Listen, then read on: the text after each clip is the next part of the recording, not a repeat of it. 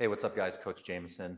Today is going to be part one of a video series where I'm going to be doing some shorter sequences depending on what kind of time you have throughout the day.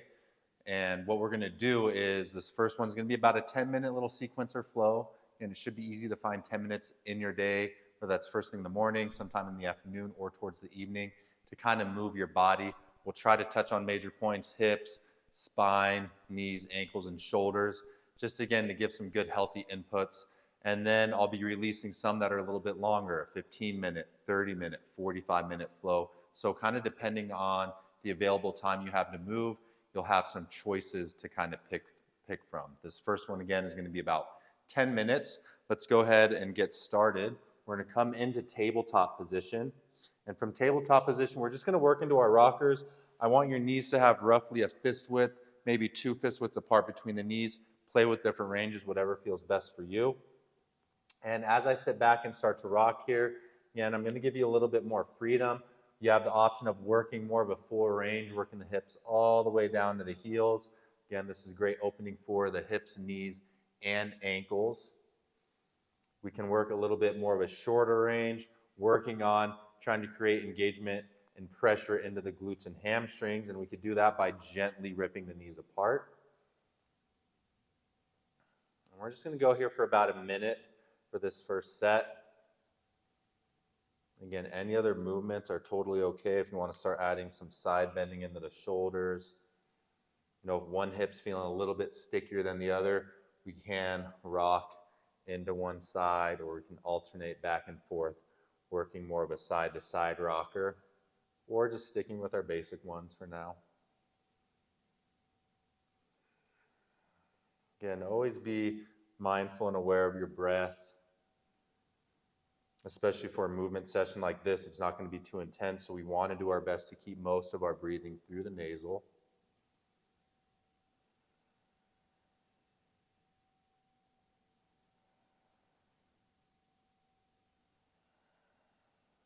Good. From here, I'm going to slowly make my way onto my side. We're going to get into a little twist here. From my side, I'm going to have both legs bent. I'm going to do my best to make sure my hips are back behind my shoulder, so my butt's a little bit more to the back side of the mat. My shoulder's going to be more to this front edge. I'm going to pull this bottom shoulder under me so my chest and hips are squared towards you guys.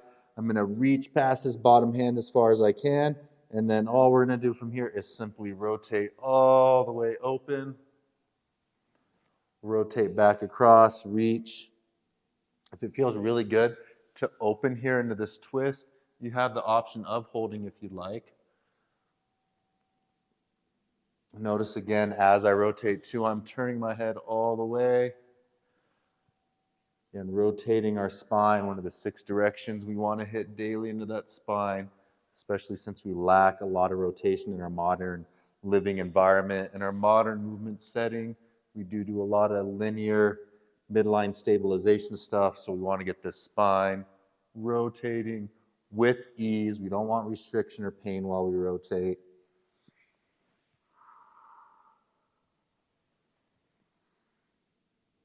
Last one here, open all the way up. Slowly come back to center. Then we're going to make our way into our other side. So we're going to come onto that opposite side. Hips, again, are going to be back a little bit more than the shoulders. Bend those knees up roughly to 90 degrees. Bottom shoulder. Again, I don't want it sticking out in front. I'm going to pull it under. We're going to reach past that bottom hand. Open up all the way to that right side. Bring my shoulders a little more forward. You'll notice when you get that good angle with the shoulders in front of the hips, you're going to get a nice, good rotation in the spine instead of the hips being in front of the shoulders, or even the hips right underneath the shoulders. I feel as though I don't get as good of a twist.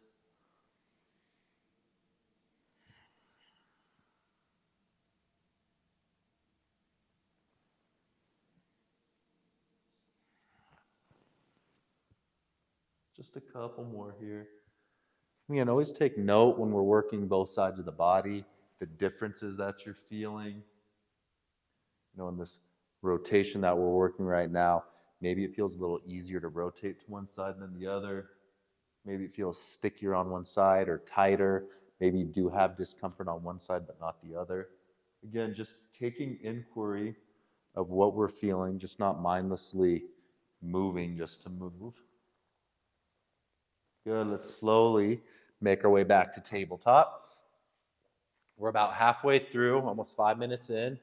From here, let's go back into some spinal movement. We're going to work into now some side bending. Again, this would be our lateral flexion and extension. We just worked our rotation to both sides. What I want you to notice as I'm doing this, as much as this is a upper back and thoracic movement, this is a big movement for the shoulders too. As I pull my right shoulder down, I want you to notice I'm opening up externally, so my elbow pit is opening as I side bend and pull my right elbow down towards my right hip. My opposite arm is rotating inwards and pulling up. Now as I transition here, you're going to notice my right shoulder is going to now internally rotate as that shoulder elevates up, and now my left shoulder pulls down, left arm externally rotates. So, and as we are working a thoracic spinal movement here, we are working the shoulder blades. That whole shoulder girdle glides up and down on that upper back along the rib cage. Good. And now from here, we're going to go directly into those shoulder blades. We're going to work some protraction and retraction at first. So as I pull my shoulder blades back, again, I'm thinking of that opening up pattern of the shoulders. So my elbow pits spin forward, shoulders pull back. I squeeze my shoulder blades together, press down, pull apart, and rotate in. This is our protraction and retraction. We're just going to do a few here. Again, healthy shoulders. We should be able to move those shoulder blades, and they should be able to glide nicely over the rib cage. If you're hearing any sort of crunching or cracking here, again, that's totally normal. And as we do these movements and get things moving a little better, we might notice some of the cracking and popping going away. Good. From here, we're going to now work into the other two movements of the shoulder blades. We're going to elevate and depress. Elevate. And as I elevate, I'm rotating a little internally. As I depress, I'm opening up those shoulders externally. Keeping my hands nice and strong, too, is another thing you're going to notice. I'm keeping most of my weight towards the outer edge of the hands. I'm not dumping a bunch of weight to that thumb side. So as I depress and elevate, you'll notice the hands and wrists staying strong. All right, now let's get a little confusing. We're going to combine all four of those motions to do some nice shoulder rolls. So the first thing I'm going to do, I'm going to elevate my shoulders, and then I'm going to retract, depress, protract. Elevate, squeeze back, pull down, pull apart. Now let's try to make that smooth. Big smooth circle at first. You will feel very rigid. You will have to break the movements down into all four, and then we could start working towards more of this nice fluid range. Let's go ahead and reverse. Now we'll pinch back, elevate, protract, depress. And if you find that this is challenging, just moving the shoulder blades like this, practice it. If you got shoulder discomfort or tightness, this is going to be a very powerful movement to help you start to eliminate those discomforts. 3, 2, 1. Good. Now from here, we'll work right into our cat-cows. We're going to bring the knees about a fist width apart. Again, you can see my feet. I'm constantly working those toes in, heels out. Thighs are vertical, arms right under the shoulders. Arms are vertical.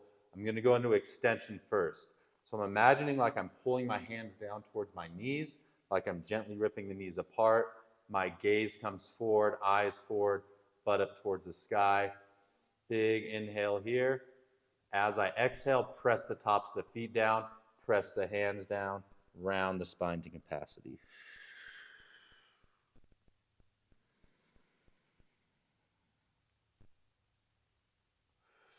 Now as we move through this, we're just bringing more attention into some of these cues. I inhale, I'm opening those shoulders up externally, pulling the shoulders down away from the ears.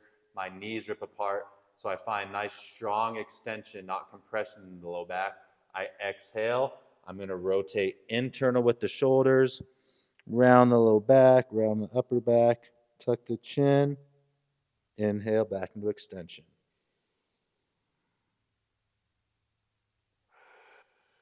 And move at your own pace here. Everyone's breath pace can be a little bit different.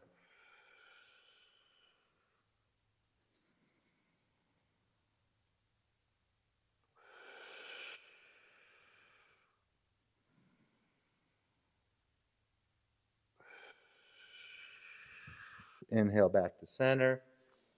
We're going to tuck the toes. We're going to kick back into our nice deep squat. Again, if you don't have access to this, totally fine. We can leave the heels up. I want the arms in between the legs, knees opening.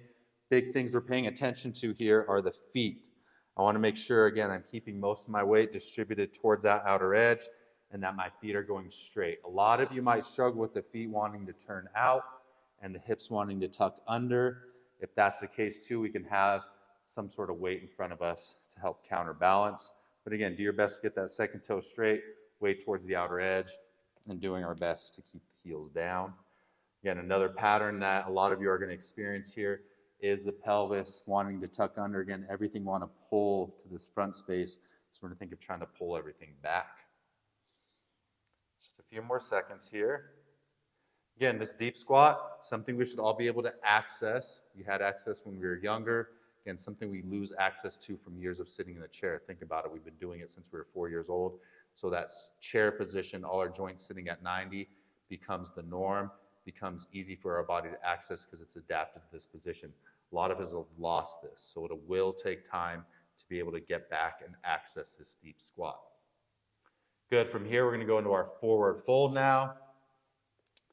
Fold forward. Again, if your hands can't reach the floor, we can always take a couple blocks to elevate the floor up to the hands, because the main thing I want to do is get the legs straight, not locked out, nice straight, so maybe a little micro bend.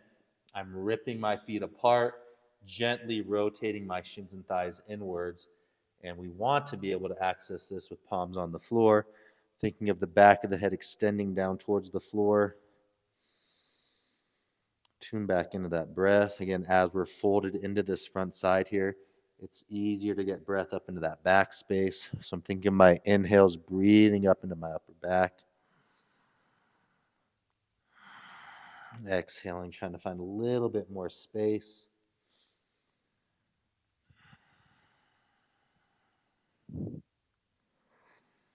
Let the head relax here. Our tendency is to try to look up and strain the neck.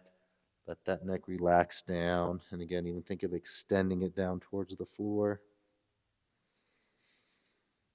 A few more seconds here. Good. We'll slowly walk the hands forward, open back up into our squat, come back down into tabletop position. And that will be our first sequence. Again, we went for a total is about 12 and a half minutes, a little bit longer than 10.